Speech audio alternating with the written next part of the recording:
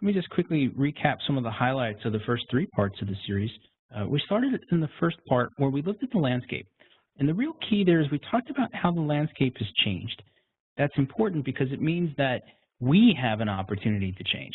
And what we really explored is that when you assume breach as a mindset, it's a fantastic first start, but it does mean then that there's a certain number of things that we have to follow up. So that was the start of our journey. The second week, we really dug deep into how and why to measure what we have and how it's working. And what I really enjoyed about that is we looked at how to calculate hours, how to put a value to that time, and really start to look at if you're getting the returns that you expected. And what we found is that typically when you take that look, when you can be objective, you can find that there's another way. Sometimes it's a better way. The third week, the conversation that we had last week was fantastic. We looked at, with the help of Fran Dremes, who's a board member, he's an active investor, and he's a former CIO with security experience. We talked about how to think about this. And what I love is that he said, stop calling it a gap. A gap means you made a mistake, that you missed something. But because the landscape changed, because we need to change, you position it as an opportunity. You position it to go have that conversation with the business. And if you get a chance to check out some of the insights he had there, it's absolutely pivotal in terms of the way that we can make the case and the way that we can think about stuff differently. So on the heels of that, what we're going to talk about today then is how. When we're looking at detection, there's the way that things have been done, which may or may not be getting you the result that you want. So if you're going to go evaluate something, we're going to get a chance to take a look at it now to figure out how you can get confidence in your detection system. It allows you to prioritize your response. And then ideally, you can take what you learn and you can fold that back into your solutions and processes. So just a quick recap on the way that this program works. We start the week, or we start each of these parts with some content. It's an opportunity to read. It's distilled down. It's pretty much the blueprint for what starts the conversation, but it's also something we can go back and take a look at. We have the conversation. That's what we're going to do today. And I am going to take notes as we go through it. I'm going to step back and I'm going to think about some of the things that I find interesting that are probably useful in the enterprise, and I'm going to reflect on that. That'll be out by the end of the week. So let me just set the stage real quick. We call this a 5x5. It should take about 5 minutes or less. The thrust of today's conversation is adding value, not workload, with our detection tools. So we're looking at how to evaluate it. In a perfect setting, we might talk about how to build one, but one of the things that I'm starting to realize as we look at this is that sometimes you want to go to somebody else who's figured this out already. So what we're going to focus on is how. How do I evaluate this? What questions do I need to ask? What am I looking for so that I can make a better decision? So when we think about this, what we look at first is there's three basic goals, right? We say detection. I want detection, but what we're really trying to say is I want something that gives me confidence, I want something that allows me to prioritize that response, and I want something that's going to give me that improvement. So that's obviously what we're going to get a chance to talk about today. What we're going to focus on a little bit then is how do you get that confidence? How do you get to a level of confidence in detection? We're going to talk about some terms that you might have heard, but it really comes down to having the right tools and the right data. It's not an either or. You need both of these in order to get to that level of confidence that you need. When we talk about prioritizing response then, the interesting thing is a lot of times in our industry, we've tried to look at stuff based on sophistication or severity or the potential for damage. I'm not sure how often we've gotten that accurate or not, but when it comes to looking at what you need to do in your organization, again, building on what Fran Dremes shared with us in the third week, or taking a look at the measurements that we talked about in the second week, where do you need to focus? Where do you need to focus, and how does this tool help you with that focus? So that's going to be one of those things that we talk about. And then lastly, how is it improving you? I mean, we're not talking about throwing out prevention. All we're saying when we adopt an assume breach mindset is that a breach is possible. Some like to say inevitable, and I would say the headlines certainly make it feel that way. So if we accept that a breach is possible, that we can be breached, then the question then is, what am I doing that improves my ability across prevention, detection, and response? And quite frankly, with the caliber of solutions we have available to us today, if we're not constantly building in the opportunity to learn, then we're probably missing a pretty big opportunity. What it means then, as we look at this, and let me use this to frame the balance of this conversation, we built stuff out 20, 30, 40 years ago without a keen understanding of all of the unintended consequences. We tended to be very specific, very focused, very single purpose. And what we found then with a lot of these protocols and a lot of these solutions is they're very inflexible. They don't adapt quite well. They don't upgrade quite well. Well, we've learned from that. So now the question is, are we trying to hold on to some legacy stuff and make it fit where we're at? Or are we actually advancing our solutions not only to solve our problems today, but so that they're there to help us as we look at stuff tomorrow? So nobody better to talk about this with us, to explore it, than Brian Foster. Brian is the CTO of Damballa. I actually knew Brian before he was the CTO of Damballa. So he's been, Brian, you've been in the field, I think now, probably longer than I have, and sometimes it feels like I've been here a real long time. Guys, here's what I love about this and what's fantastic about the chance to speak with Brian. You get this stuff, but I love the way that you get the opportunity to explain it to us. So as we go through this, if you got questions, feel free to share them out or answer questions or share your experiences, or you can, of course, always follow up with us at some point afterwards. So, Brian, thanks for making the time to chat with us today.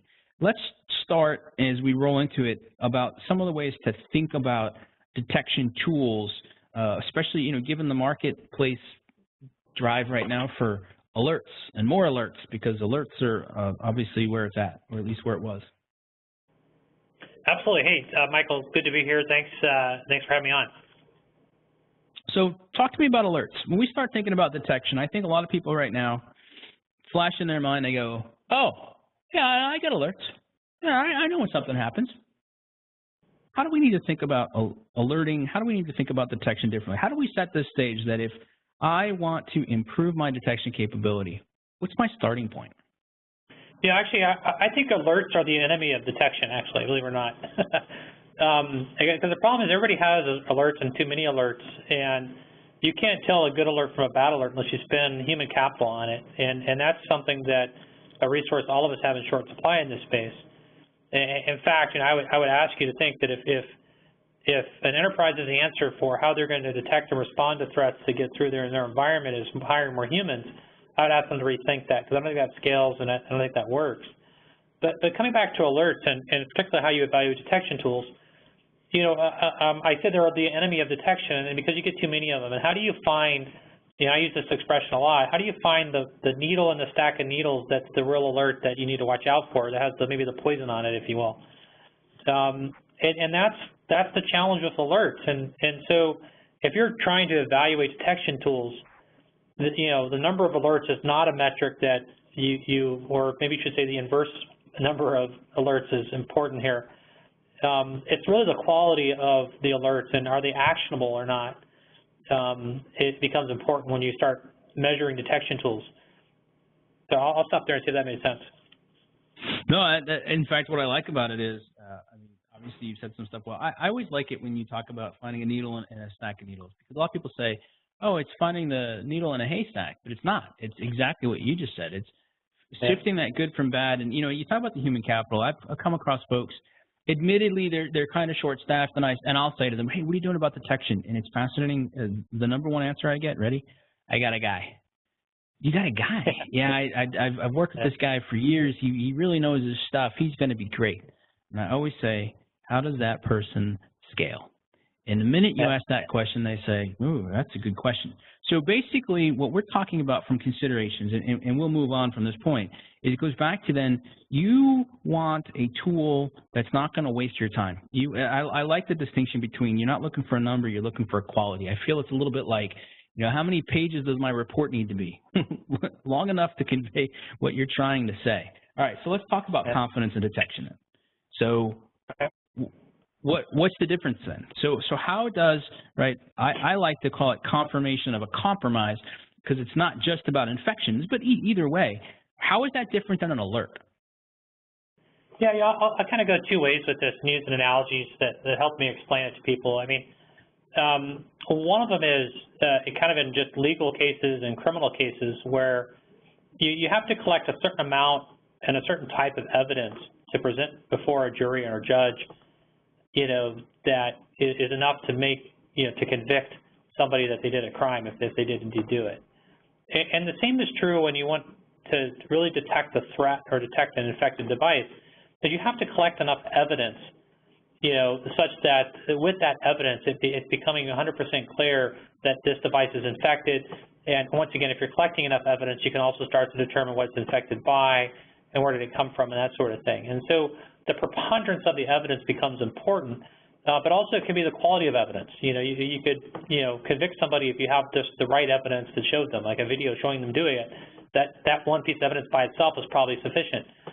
And another way I like to describe it, especially when we start tying this back to the alerting discussion we just had, is I always think about, what would it be like to try to describe an elephant if you can only see a 4-inch patch of it at a time?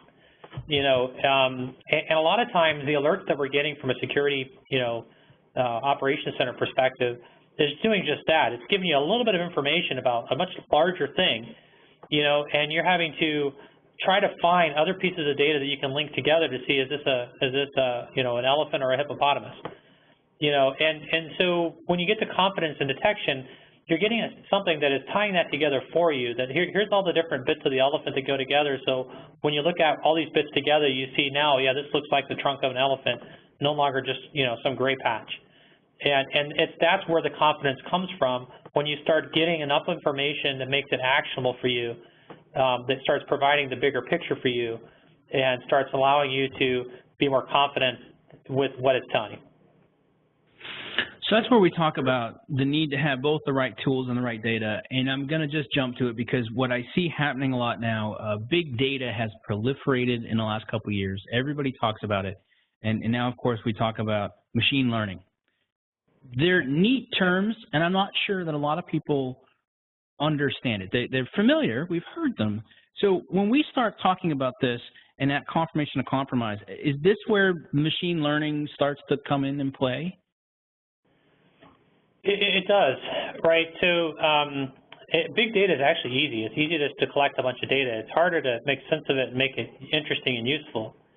And so certainly a lot of companies have come out now and talked about machine learning. And machine learning is probably just a complicated way to talk about some simple math. And I get asked about machine learning a lot, and I've come up with a pretty simple way to describe it to people. And I live in Southern California, and we have a lot of avocados. I love guacamole, things like that. But you can get some really hard, not ripe avocados. You can also get some really squishy, very ripe avocados. And so when you go to the store, especially if you're an avocado aficionado, you've over experience, you've figured out there's some things you look for to help determine if the avocado is ripe, and in particular ripe at the stage that you want it, to make your guacamole, salad or guacamole dip. And so you've built those features just in experience, where it's, the texture, the firmness, is it squishy, is it hard?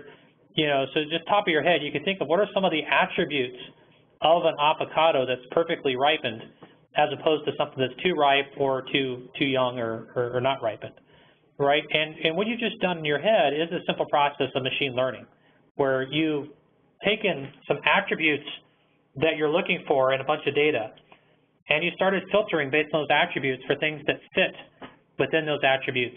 And by doing so, you end up creating a cluster of things that have those attributes. And if you're looking in that data for, people using Outlook 360, online, then there's the network traffic for Outlook 360 if you've trained the data, look for that.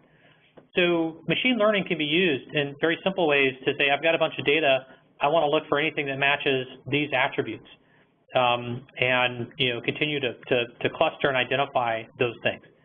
So it has very basic uses, and once again, it's just a tool that lets you sift through the data and start to cluster or classify, the data in ways that become more manageable for you, to deal with. And it feels like it can do that far faster. Like, I'm thinking, if you gave me, a box of avocados, my experience with avocados is not yet, just right, too late, right? Like, it's, yeah, exactly. But like, I could, so when you talk about clustering, then, I could sit there and manually start to go through it and put, 3 piles, not yet, just ripe, and past prime, to keep it really simple. And what you're suggesting then is that based on that, I can build a model that can do it faster. right?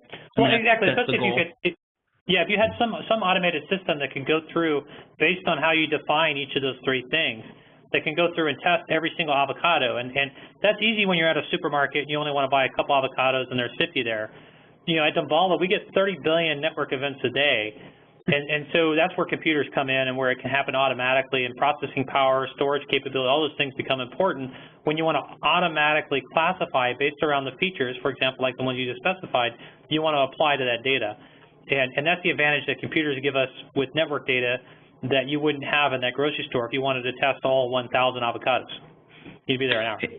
And so one of the things that I like about this, because the premise that we're operating on here is that, okay, you want to have the right tools. Another way to say it is you want to take the right approach, which probably means not necessarily a legacy approach. So what we've done in the past is we've aggregated a bunch of stuff together, and then we've looked for known things. We've looked for strings, or we've looked for patterns, and we've tried to match stuff up. But with machine learning, it's different, right? So what I'm doing now is I'm describing a number of attributes, and if something crosses a threshold, then I can properly categorize that or take some action on it. And it doesn't have to necessarily match up to something that I've already seen. Is that the right way to think about it? Yeah, exactly. And one way I always, another analogy, I like to talk about analogies. One of the analogies I used to always use when I was talking about signatures and the disadvantage of signatures, and this is where machine learning and some of the abilities to look for behaviors, if you will, instead of signatures is, actually go back to a criminal case. You know, a lot of people that have been convicted by a crime have had their fingerprints, you know, taken by the police. You know, that way, you know, they're easily identifiable and so forth. So that's great if you're trying to catch a repeat offender. You know, you can catch their fingerprints and you've got that signature of sorts. But what if it's somebody new, right? You know, and so if you go into a bank and you see somebody walk in a hoodie carrying a machine gun, you know, it doesn't matter whether you've got their signature or not, or their fingerprint. You know, there's a good likelihood chance that they're not up to good, right? And that's kind of the difference between behavioral and signature-based detection techniques, is not relying on, you know, having seen it first, but instead of what behaviors it's exhibiting. You know, and if you've got in your data set, you know, the last 1,000 bank robberies, and you can look for the attributes of people coming into the bank that map to people that rob banks, you can then start to see how you might be predictive based on the attributes of people coming in the store or into the bank, whether they might be a bank robber or not. And so that's kind of where machine learning allows you to not only learn from the past, but start to predict the future. Yeah, and what you're describing there, and I'm still fascinated by this, it's the different modes, right? Whether it's operating in a supervised mode or an unsupervised mode. I know it's probably getting a little technical, but I think it's kind of interesting. So quickly, what's the difference between a supervised mode versus unsupervised? How does that play into our ability to use machine learning? Yeah, for sure. You know, and we're getting a little bit into the weeds of machine learning, but it's a fascinating topic. I think, you know, you can always Google machine learning, and there's tutorials and Wikipedias out there that walk you through it. But I'll give you Brian's kind of simple, you know, machine learning, supervised versus unsupervised. So those are two of the types of machine learning, two of the primary types that are used, and there's two of the primary types of machine learning that are used by Dumbala internally based on our products and what we do. And supervised versus unsupervised. And as the name kind of entails, supervised is actually where you have actually a data set that at least part of that data set is labeled. And by that I mean, you already know that that's an avocado, and you're just trying to group it in, and you know that these are ripened avocados, and these are not ripened or not there yet, you know, or too ripe. You know, that's where you already have labels on avocados, and you know, supervised learning is basically the process of automatically sorting all the avocados into those three buckets, and you've already got them labeled and so forth. Unsupervised is where you actually don't have those labels yet. You don't know what a ripe versus unripe is, but you can build a system that, based on the attributes it's looking for, can accurately separate those avocados into those same three heaps. You know, you can now do it. You don't know that this means ripe or this means not ripe or not there yet. You just know that the attributes of these avocados are all similar, and they're therefore clustered together. And then you can have a human, you know, a smart data scientist or researcher. The researcher can come along, or in this case, the grocer can come along, look at the three groups, and they can manually label those three, And then now you've gone from an unsupervised clustering or machine learning process to a supervised because you added the labels. So really that's probably the simplest way I describe it is just supervised. You have labeled sets of data that you're sorting things into. Unsupervised, you're sorting them into unlabeled but similar. And then somebody could come along later and add a label to it, or it could just continue to be unknown. I mean, you don't know what this cluster of things, is or are. It's just, unlabeled. And what I love about this is you can use both modes, right? It's not an either or. Yep. You can. That's right. Yeah. Well, usually unsupervised feeds supervised.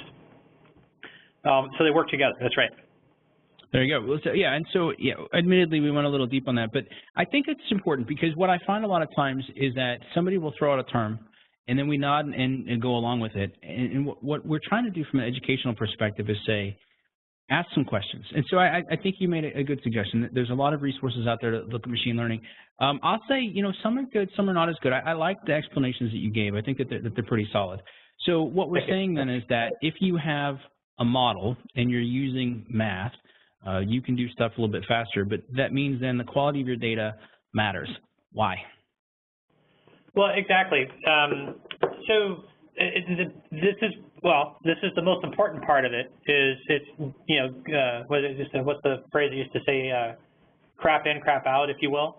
So in any machine learning process, if you have inconsistent data or incomplete data, you end up building algorithms or models, if you will, that aren't complete, that are inaccurate. And so forth. And so you need to have enough data set that gives you enough data to train on, that gives you a complete enough picture, if you will. And I'm thinking about, once again, the avocado example. You need enough of a variety of things to look at, and let's say the unsupervised case, to differentiate between the soft and the hard, the weight possibly, and other things.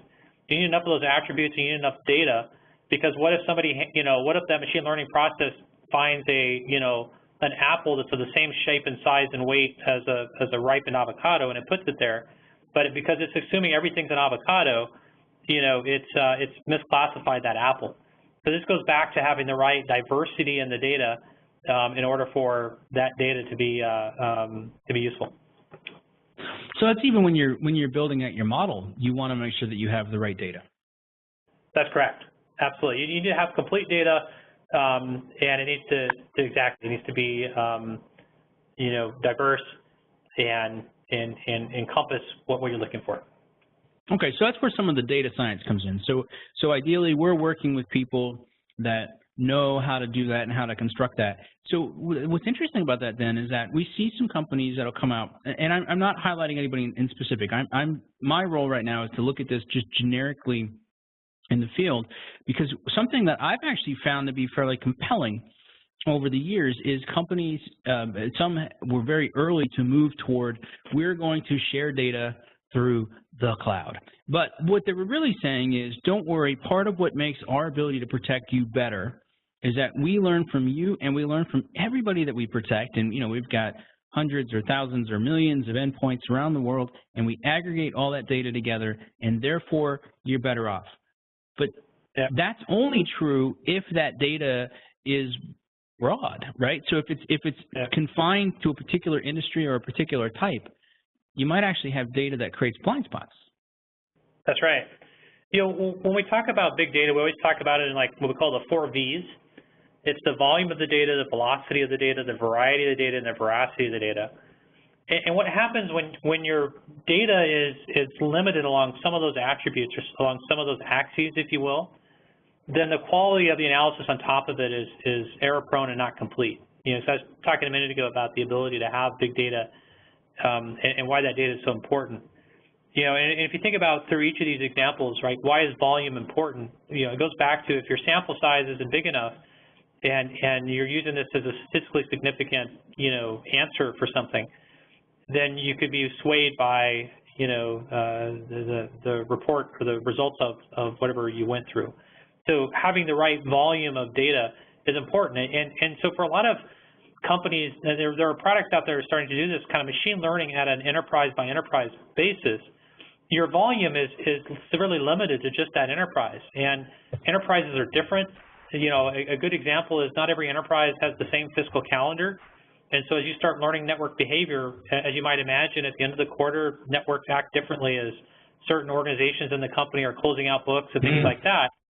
Well, if you're looking just at one enterprise, that's different enterprise possibly. Velocity is also important, you know, how fast is the data coming in and how does it change? The variety is also very important. You know, once again, if you want to build a sorting algorithm or machine learning algorithm for the produce, then you need to be able to see all the different types of produce. If you only have apples and oranges to sort on, it's the first time you see a watermelon, you're not going to know what to do with it. And so variety of the data is important. And then the last is the veracity, which is the fourth B, is how accurate is that data, or how reliable, I should say, is that data. And so those are all important. And you can't get there if you're just looking at one enterprise. You really need to, you know, figure out how do I take the data from all these enterprises to start getting a more complete picture and have machine learning be something that's a little bit more, have higher fidelity. Oh, that's awesome. Yeah, and what I love about this is those are the questions to ask. So what we're saying is if somebody says, hey, yeah, we use machine learning, great. Ask them how they built their models. Ask them when they built their models. But it also sounds, too, like the longer that you use a model, well, let's caveat this. The longer that you use a model and use it with good data and consistently look at improving it, the better it gets, right? Because what we're saying is the longer, the better, the more V's you have with your data and the more experience you have with it, it gets better. Is that fair to say? Yeah, the fidelity gets better, and it is a learning process. So core to machine learning is picking the features or the attributes around something that you want to train on and look for. You know, and as I was with the avocado example, which we probably killed at this point, you know, there's features you can look for to classify avocados in terms of, you know, how mushy it is, maybe it's the weight, that sort of thing. Well, when we're looking at network security and looking for attacks on the network, once again, there's features that you can train for. And as an output of this machine learning, it spits out models and algorithms that will allow you to go detect, you know, and seeing some new network traffic to see if it is malicious or not.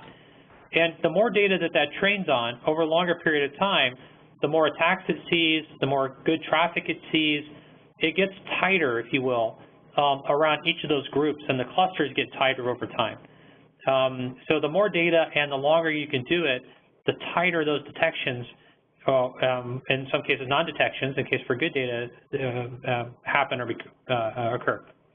So it's certainly more accuracy. Does that also then lead to like faster ability to detect things then, right? As it gets more focused, is it faster or it's just more accurate? It does, because some of the machine learning and some of the analysis that we do is over time. And so in some cases, you'll get a higher confidence score out of a machine learning system as it's gotten better at detecting certain things. And that higher confidence will lead to maybe further downstream actions that this machine learning system is built into. So absolutely. So the more that the better it does, the more accurate and quicker its detections will be. So hopefully that's a good primer for somebody. They hear machine learning, they hear somebody say big data. That's great. That's a good sign, especially when we're looking to build in confidence into our ability to do detection. Now we have some better questions to ask about the data sources and the construction and the use of the models and everything else. So let's talk about the priority of the response. Because the goal here again, right, just to kind of keep everybody honest, what we keep saying is we're resource constrained. We can't just keep throwing more people at this. So if we improve our detection, that's great, but then we need to know what to do with it. So one of the challenges with alerts, and one of the examples we used, I mean, they were suffering an 80% false positive rate on 250 open tickets, right? So they whittled down from billions of events to 6,000 alerts to 250 that needed to really be investigated to 50 that required some number of action. 80% false positive, wasting hundreds of hours a week trying to deal with this. And I don't care how big your team is, that's a lot of people looking in the wrong place. So what we're talking about then is, how do you start to prioritize it? My question for you is, how can a detection tool help me prioritize that response? So when we detect something happening and so forth, we're obviously collecting a lot of information about it. So in the Bolus product, as soon as we see a suspicious event, for an asset, we start tracking every single thing that asset does on the network for 24 hours. And in that information, and gives all the evidence for us if this machine is owned or has been hacked. It gives us all that information to convict it and to tell IT about it. But also stored in all that information is all the forensics and packet captures of what had taken place with that asset and what it had done. And so in a lot of cases, incident responders want to know how, what did the malware do, how did it get there, that sort of thing. A lot of that's stored there. But I think perhaps maybe more importantly, we can also, based on what we see when we detect it, dynamically determine the riskiness of it for simple things like, is this malware successfully communicating back to command and control? And if it is, then that's probably more risky than another device in the organization that's possibly infected, but the malware is not communicating back. They still might both be high priorities, but clearly the one that's communicating is more owned than the other, and if you had to choose between which of the two you remediate first, you'd remediate the one that's successfully communicating. So that's an example of what we can see in the traffic when we detect something. And there's a variety of things that it turns out you can use and you can find when you're looking at these attacks and malware in the network. You can see, is it exfiltrating data? As I already mentioned, is it successfully connecting back? What type of malware is it? Is it a malware family that's focused on the vertical that this particular customer is in? We even go back and track malware families and operators that we see to which antivirus vendor this particular company is using on their desktops and how well that antivirus vendor does against these particular threats. So there's a lot of information there that we leverage and to help just dynamically assign a risk score every time we see an infection, all through looking at the data that we can see. Yeah, what I love about that is my experience has always been somebody says, we prioritize. And when I always say, well, cool, so check that out. You just did your assessment or you did your detection and you just told me I have 4,000 high priority things I got to act on. Well, I can't do that. Like, where do I start? And so what you're suggesting is that by using the data and looking at then the behavior of what's happening, you can confidently say, yep, you've been compromised, but then you can start to sift through what's happening and map it out. Now, if I can figure out how to start improving my ability to categorize and classify assets on my network, can I feed that into it too? Absolutely, and at least for Damballa, that is something we encourage customers to do. Is you can also tell us the asset criticality, so that if we see the same malware that is pretty similar across most of the risk attributes, but one of those pieces of malware is running on your CEO's laptop, and the other is running on a print server somewhere, you might say the CEO's laptop therefore is more important. A more likely case is here's all my critical servers. And if I see any malware running on these critical servers, they go to the top of the heap, if you will. So that's definitely something that's important. Yeah, no, and so, it seems that one of the challenges that we've faced as an industry for a long time has been trying to produce that prioritized list, trying to figure out what are the critical assets. Any suggestions for people as they get started on that? Yeah, I think there's whole disciplines in IT around ITIL and others around helping define criticality of devices in your network. It's just a best practice for anybody to know where your crown jewels are. Understand what business your company's in, what business processes support that business, and what infrastructure enables that business to happen. And then those assets end up becoming obviously things that should have a higher priority than just a print server that's helping you print jobs. So. And it feels almost like, too, we can start to use some of these principles of machine learning to it ourselves, right? Like we think That's we correct. know what it is, and then we can start looking at it, and then by looking at it, we can figure out if over time we can start to get better at it or not. In fact, I think that's one of the things you mentioned during one of our conversations, and I'll use this as our segue to talking about continuous improvement. One of the things I always try to work with people to do is just do 10. Do 10 a day, 10 a week. Just do some number, right? Keep looking at it. But what you've mentioned a couple of times to me in our conversations is that because you guys are looking at everything, and you're looking at network traffic that a lot of times you can bring something to somebody's attention. They didn't even know that server existed. It wasn't on their list, but yet right. There it is, plugged into their network, hammering away. No, exactly. I mean, so because we're looking at all network traffic from all devices on the network, you find out you had devices you didn't know, and oh, by the way, they happen to be infected. That's always fun. But this reminds me of another market and another space back in the data loss prevention space back when that was taking off. That data loss prevention solutions try to track where people's data was going. And honestly, for the first 6 months that people deployed that type of solution was usually a discovery process to find out where all their data was going, and then trying to determine, okay, which were the valid places it was going, which were invalid, if you will. And in our case, looking for malicious infected devices, you'll see contractors pop up. We had one retail store that had these photo kiosks that were actually on consignment and actually owned by another vendor, but attached to the same network. But those photo kiosks had, credit card stealing malware running on them. So it's it's interesting what you find out on your network, and the more forward-thinking CISOs and security organizations are the ones that know what's on their network, because they're doing inventory and they're managing that.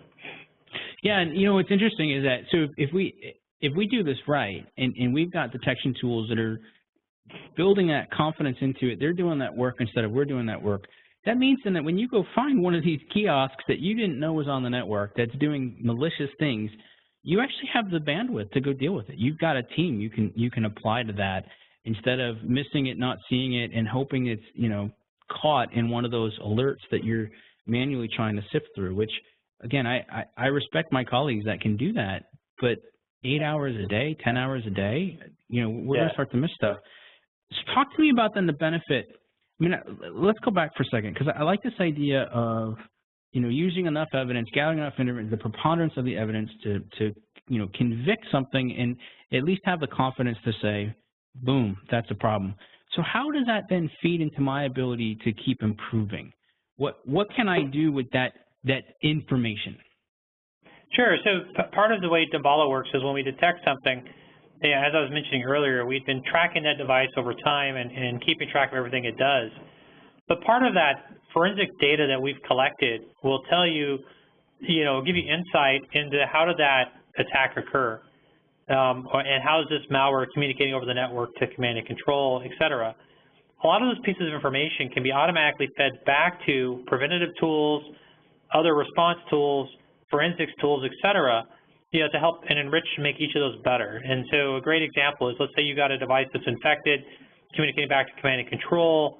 You can actually automatically have our product tell your IPS product, to block that outbound communication so it can't communicate back to command and control.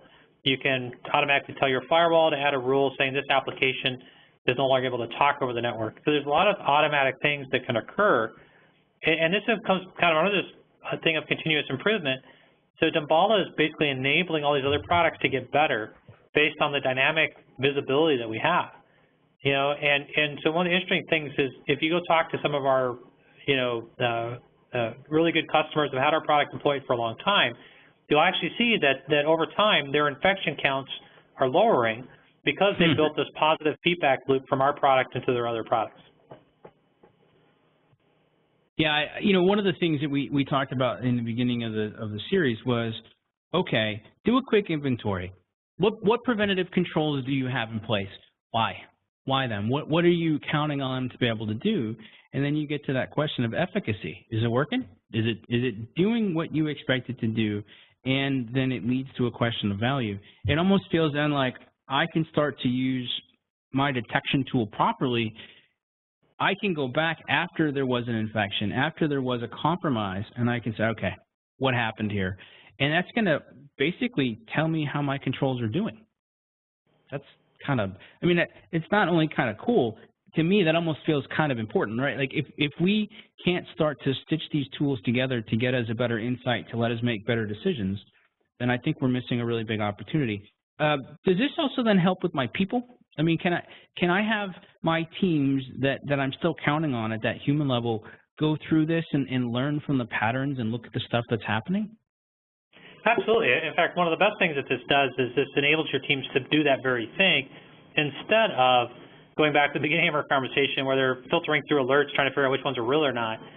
this allows them to start doing more proactive, activities of figuring out how they adjust the overall security posture of the organization and make it more resilient. And so that's part of what Dabala does, is we basically automate the hunt for these things so that humans don't have to, and then they can spend time about how do I prevent from getting hit by this the next time, and that sort of thing.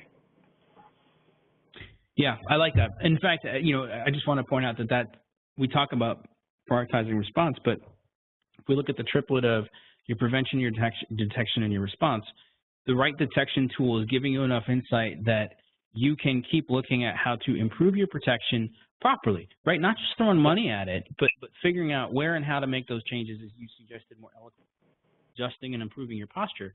It should, over time, right, improve your ability to detect stuff and your team's ability, which then means you can focus on responding. I like to point out to folks that if you respond to the same thing day after day after day, that's not 5 years of experience of doing it. It's 5 single years repeated. That's it. And it doesn't necessarily make you better. What we're talking about here is you get to go focus on real problems, and the problems are going to be different, which means your experience actually starts to improve. And I think that's actually pretty compelling. All right, so then, and I alluded to this in the introduction, where I talked about, all right, so the tools now are built differently.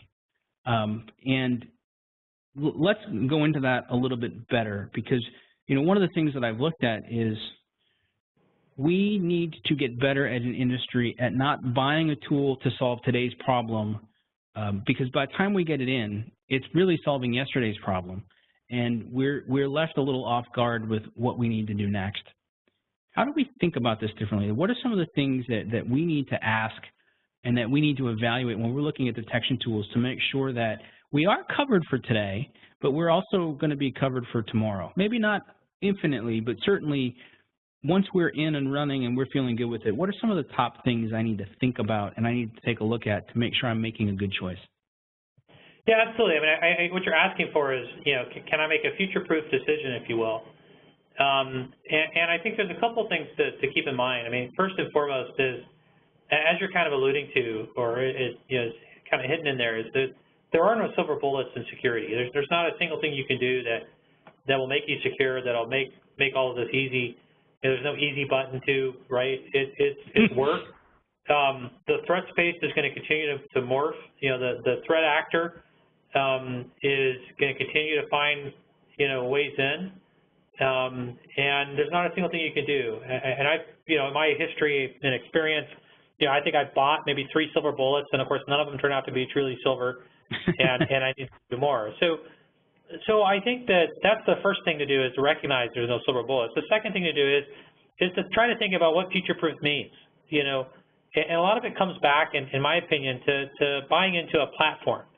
You want a platform that's going to enable you to evolve and allow your detection to evolve with the threat space and with your own business and what you're doing. And I think, so a platform's important. And what makes it a platform is something that, once again, it's not built on a single thing, but it allows it to change over time. And, when I think about Dabala in these terms, I do think about it in terms of a platform. We have 8 different detection engines in our product today, because any one engine by itself is not enough.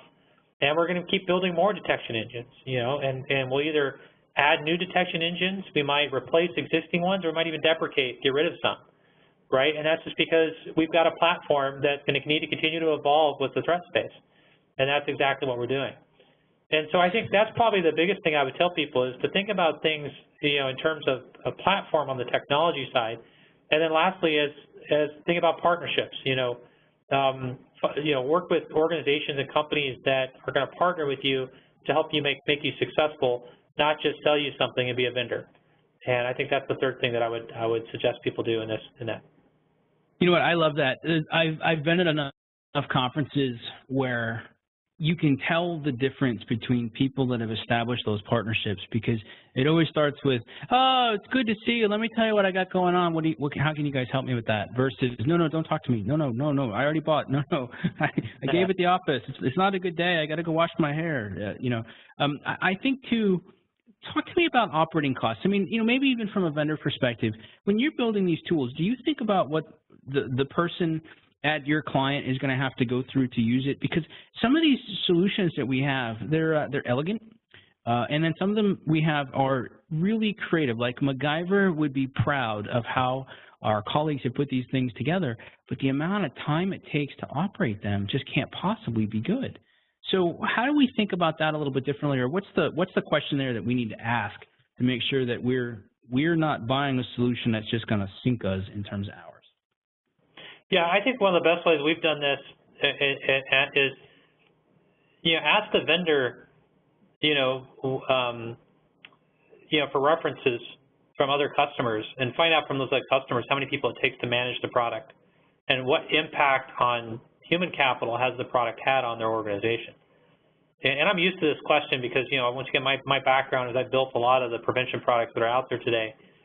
And, they always would add more FTEs, right? The nice thing about Dabala is you get one of our reference customers to say, well, actually, they haven't added anybody. They've actually been able to refocus people on other things that are more important. And that's what you hear time and time again. And that, to me, would matter more to me if I was a CISO than anything a vendor could tell me, is if I could hear it from a fellow CISO on the impact of using their products. That's what I would tell them to do. Yeah, I think what's great about that is, especially by encouraging people to ask their colleagues, is, we need to be more comfortable at not just trying to grow a kingdom of people, but to say, yeah, you know what, I've got a team where I'm focusing on the best value. I've prioritized, I'm aligned with the business, I'm doing the right things, and that means buying tools and investing in tools and building those partnerships, those relationships to be able to do that properly. I hope other people have. I've taken a ton of notes. Brian, as I start thinking about how we wrap this up, and I'm going to tell people what's coming up next, so I'll give you a second to think about this. I always like to just kind of distill down to a single takeaway, something that we can reflect on. So somebody listening to this themselves, they can take a minute and kind of something stuck out at them. There's something they can do differently. I'll give you a second to think about it. But by the way, this is the 4th out of 5. The next part of this series, and we try to just break it into 5 easy steps, is how to create your own plan of action. In fact, we've got a fantastic guest with a ton of experience. So you can check that out. You can see who's going to join us. But what we're doing here then is we're going to take a look at the outcome. And we've talked about a lot of this today, and we talked about it over the last couple pieces to it. Is it's not just detection. We don't just want detection. We want better detection. We want confidence. We want a number of things. And so what we're going to talk about next week is, okay, well, how do you do it? I mean, the goal of this series was to break stuff down into pieces so that when you're busy, you can just take a couple minutes and think something through. All right, well, now what? So we're going to break down into a plan to get you moving forward, to build up momentum, to get the buy-in that you need, and we're going to pull it together. So, Brian, as we wrap up, is there one thing that we should take away from this? Well, actually, I'm going to refer back to what I said earlier, which is I think the one thing you should take away from this is that there isn't one thing, right? I mean, I don't think there is one thing that an organization could do. It's very zen of you. Exactly, right? I think that, this is a journey, and it, requires, a product platform, a partner, and it's, it's going to require diligence. It's going to require continued analysis of how well your security posture is performing, and that's going to come by looking at what's getting through, how it's getting through, and how you can keep them from getting through the next time. And that's just going to be a continuous process of improving and what you're doing. I love that. That's fantastic.